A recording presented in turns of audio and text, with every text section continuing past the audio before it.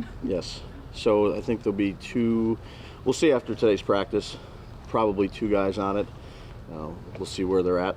Z's and Moreau. Moreau, is that what happened at the end of the game? That's why Flott went in. He got hurt on that last drive. Yeah, he got dinged up. Yep. Aziz said yesterday that, after he gets through the week, they'll try to figure out if he can hurt it any worse. And if not, he's going to try to play. I mean, that's a contusion type thing, right? So is it more pain tolerance or what? Yeah, I mean, we'll come out here today. I think he's made progress every day. Hopefully it'll be a little bit better today, tomorrow. So kind of see where we're at here with those two guys. Moreau can't go fully. Flott would be the guy just like it. Yeah, we talk about that tomorrow night with, all the guys we got out there. Brian, can you speak to the role that Landon has taken on, and is that exactly what you and Wink, spoke about when you brought him back here? Yeah, no, he's earned a good role for himself. Kind of a, however you want to call it, down in the box type safety / linebacker. He's in certain packages.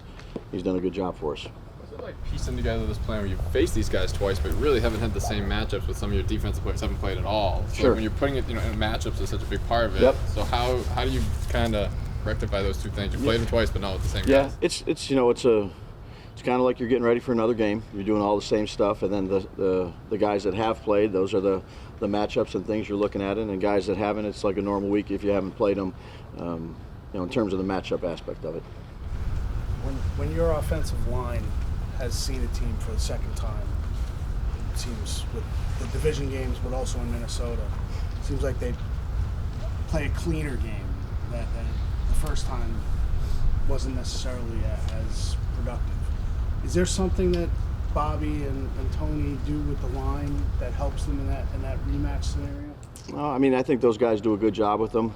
Ultimately, it's going to be coming down to being able to block them, and whether it's a run game or pass game. And this is certainly a big challenge with these guys right here.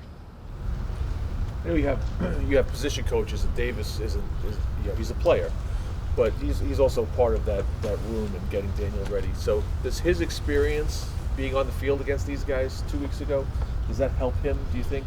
I think Davis does a great job in preparation. Even if he's not playing, he does a really good job. I think he's a valuable asset in the room to the other quarterbacks, to Shea, to Kafka. Spends a lot of time studying to the other guys. He's really the same every week.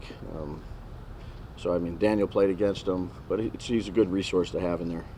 Dave, so a lot of times when an injured player is out for the year, he's not around as much. Sterling is around a lot, and I'm just kind of curious what role he's continued to play with these young receivers, and how. And Sure. as a follow-up, how difficult you think this is for him as the longest tenured guy to have to watch this and not be a part of it? I just think he's very grateful.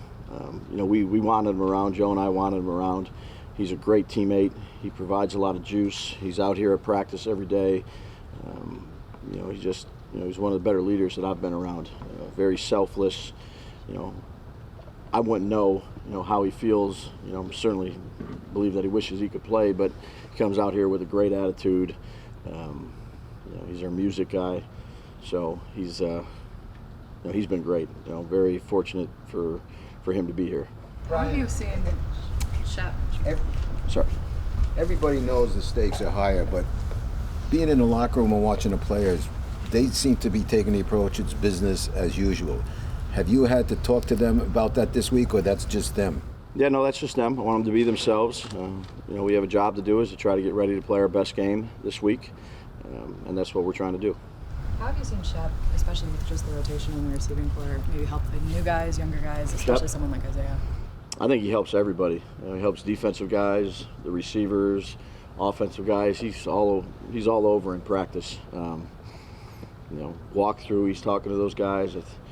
He's played a lot of football. I think the guys have a lot of respect for him. He's just been a really good teammate for us. Did you ever talk to him when he went down with the injury? Obviously, it was devastating. Did you ever speak to him about, like, we still want you around, we still want you at practice, we still want you to be, or was that just something where he came to you and said, I don't plan on going anywhere? No, I know you were just walking in. Yeah, Joe and I, we wanted him around, and that's up to him, too, based on how he's rehabbing and stuff. But he's here every day.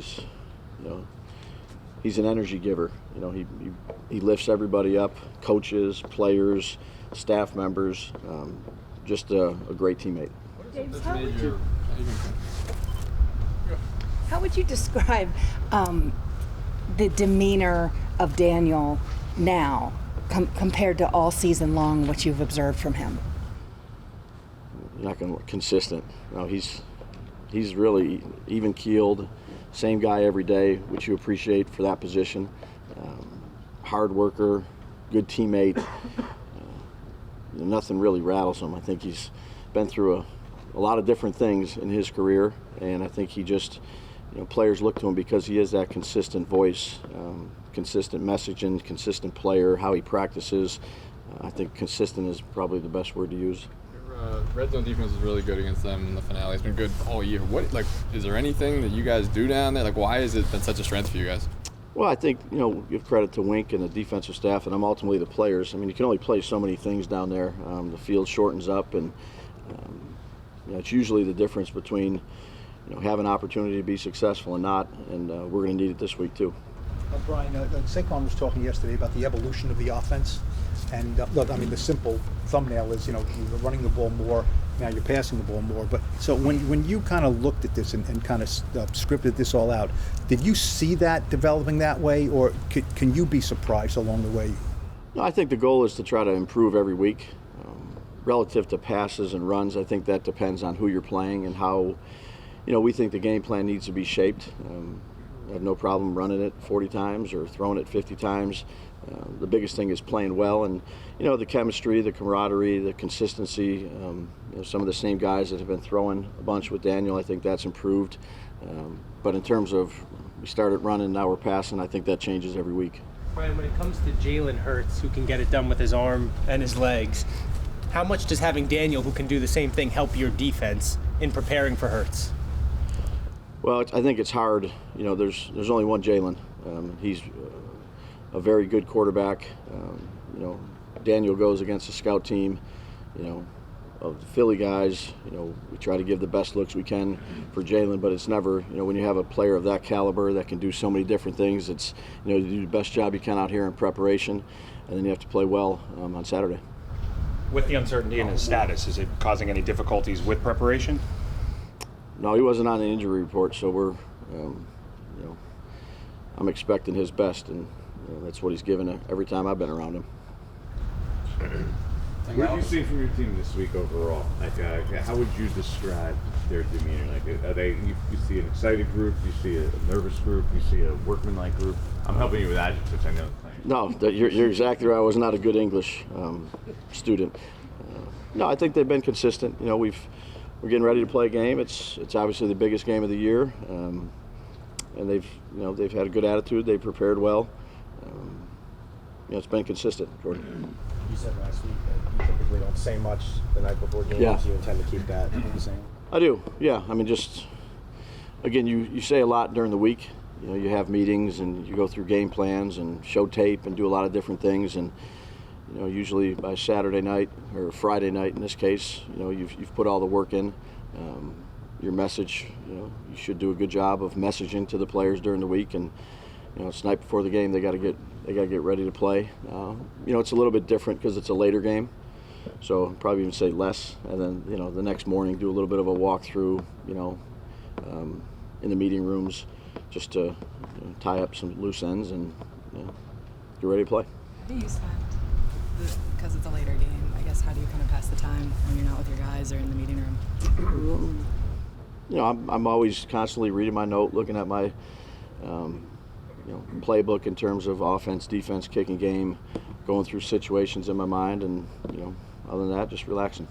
Brian, how about the fact that there's 3 NFC East teams still alive here? What does it say about the division, how far it's come, especially from what expectations were coming into the season? Yeah, this is my first year in it, and there are a lot of good football teams in the league. Everyone's good, and certainly we have a lot of good teams in our division. A lot of talented players, good coaches. Teams that are here at this time of year are the teams that earn it.